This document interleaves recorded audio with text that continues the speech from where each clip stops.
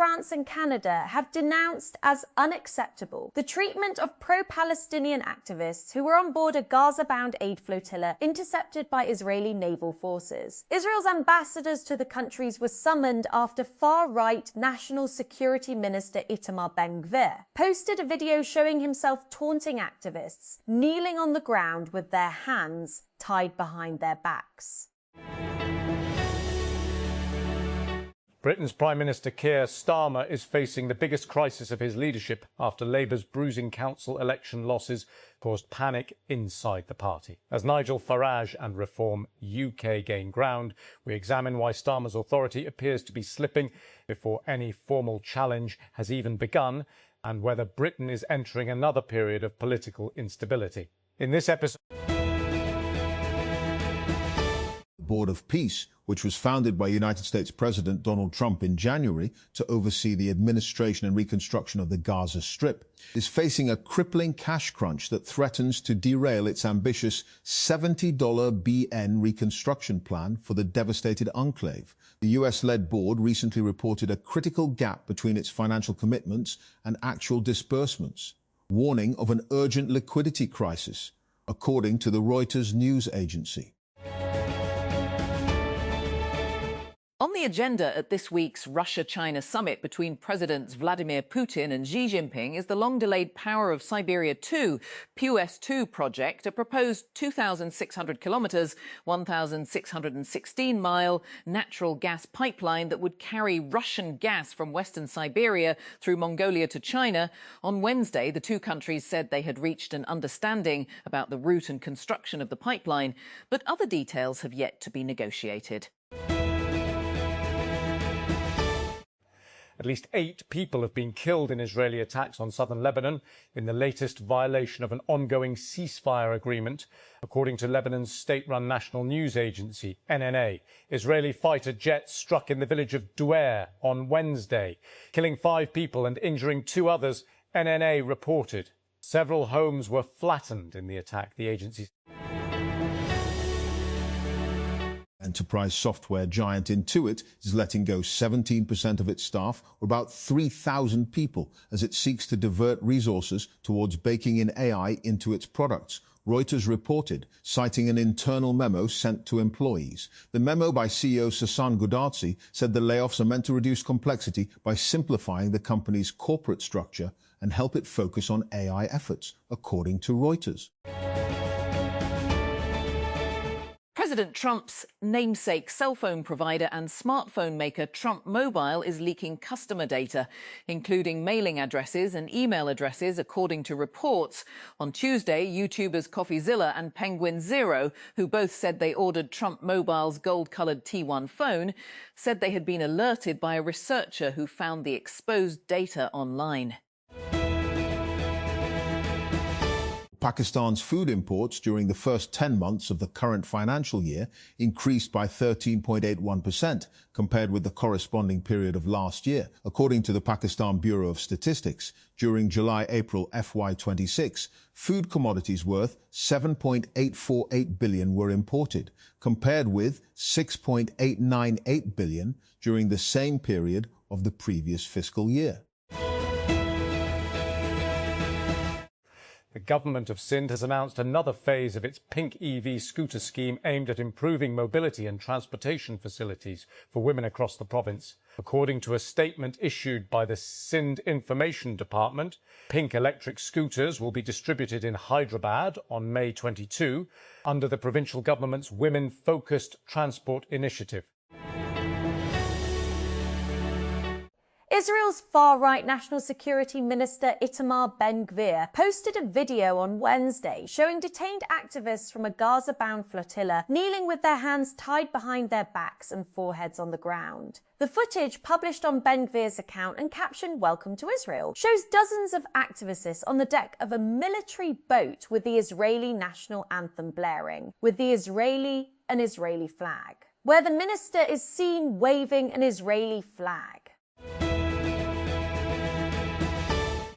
Iran's Islamic Revolutionary Guard Corps threatened Monday to impose permits on submarine fibre optic cables passing through the Strait of Hormuz. Here is what you need to know about cable infrastructure in the region and how the threats could play out. Former US Congressman Barney Frank, who famously took on Wall Street and made himself one of the first known openly gay representatives, died on Tuesday night, US media reports. He was 86. Frank, who represented southern Massachusetts in the House of Representatives for over 3 decades, had been living in hospice care at his home in Maine since April. Russian President Vladimir Putin and his Chinese counterpart, Xi Jinping, have signed a joint declaration following their meeting in Beijing, focusing on building a multipolar world and a new type of international relations. The two countries also announced that they had signed a large package of deals, solidifying bilateral cooperation as President Donald Trump completed his ask after United States President Donald Trump for a 2-day summit with Xi. We-day summit, Xi, with Xi.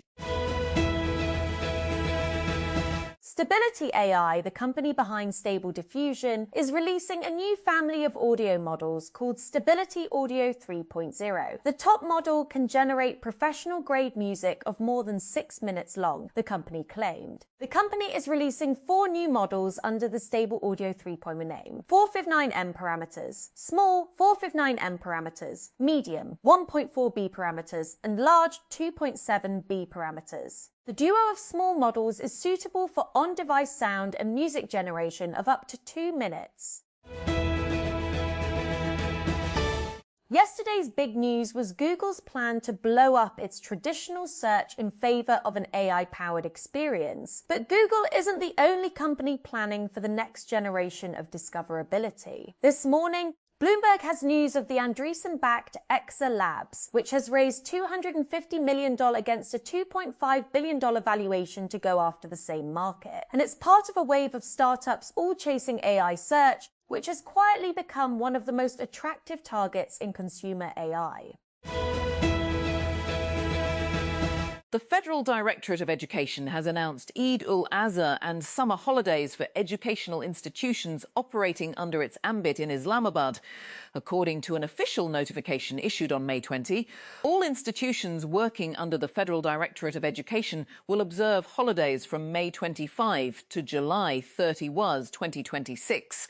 Classes will resume on August 3, 2026.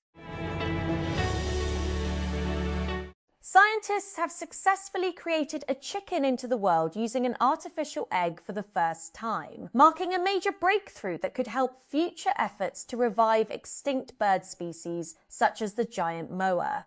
The development was announced by Colossal Biosciences, which said live chicks were grown inside a capsule designed to function like an artificial egg. The capsule featured a glass top, allowing scientists to monitor the chick's development over several weeks. Pakistan Customs has intensified its anti-smuggling campaign nationwide, seizing illegal goods worth $718 billion over the past 2 weeks as part of a coordinated crackdown launched under directives from the federal government and the Federal Board of Revenue, according to the Office of the Chief Collector Customs Enforcement. Islamabad, the seizures were carried out by 9 customs enforcement collectorates across the country. Gadani reported the highest recoveries worth Rs 853 million, followed by Sargodha with Rs 700 million and Quetta with 693 million in confiscated goods. In a tent in southern Gaza, Najia Abulahia mourns not only her husband, but also their failure to make the pilgrimage to Mecca, or Hajj, together before he died a year ago because of war and border closures. Before the Israeli invasion of 2023, at least 3,000 Gazan pilgrims made the Hajj every year. The signing of a ceasefire in October that halted major fighting raised Palestinian hopes for renewed travel, but they have been dashed by continued heavy restrictions on movement. Islamabad.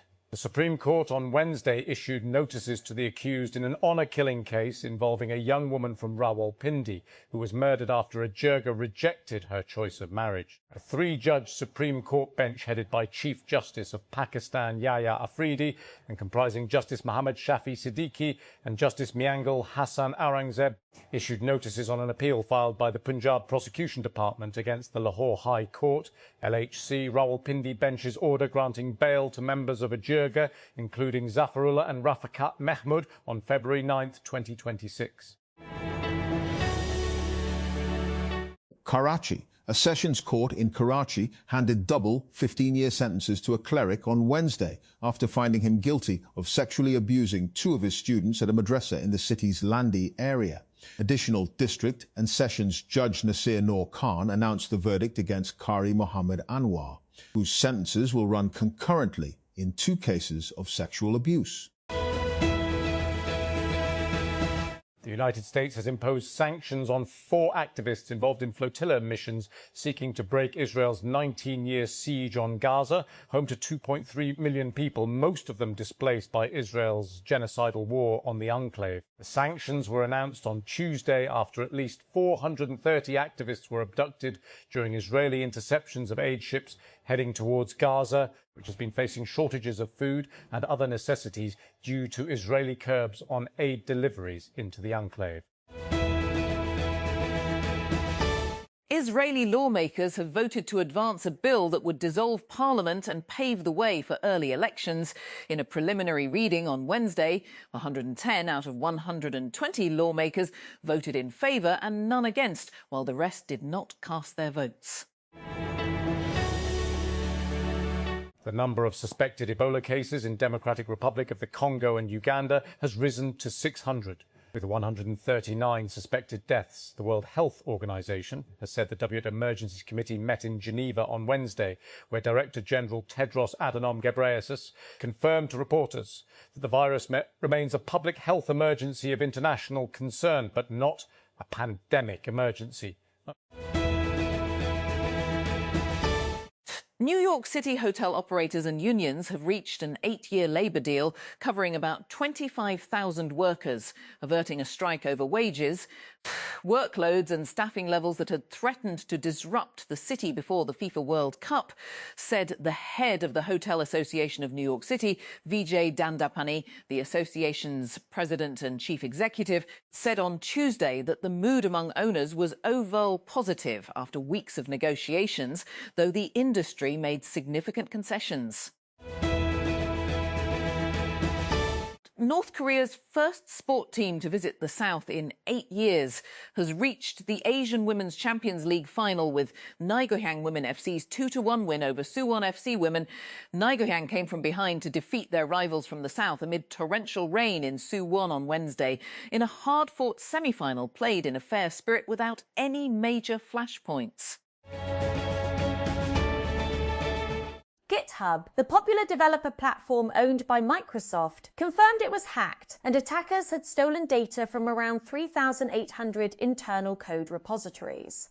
The code hosting and sharing giant said in a series of posts on X that it has no evidence of impact to customer information stored outside of GitHub's internal repositories, but noted its investigation was ongoing. GitHub said it detected and contained a compromise of an employee device involving a poisoned VS Code extension, referring to a plugin for Visual Studio Code, a popular code editor that developers use for programming. Your shot at VC access, global visibility, TechCrunch coverage, and $100,000 in equity-free funding is gone in a week. Battlefield 200 applications close May 27. If you're building a breakout startup or know a founder who is, this is the moment to act. NanoCo, the company behind security-focused OpenClaw alternative NanoClaw, has raised an oversubscribed $12 million seed round following a viral launch. Its founders tell TechCrunch. The funding was led by Valley Capital Partners and saw participation from Docker Vercel, Monday.com, Slow Ventures and angels like Clem DeLange, CEO of Hugging Face.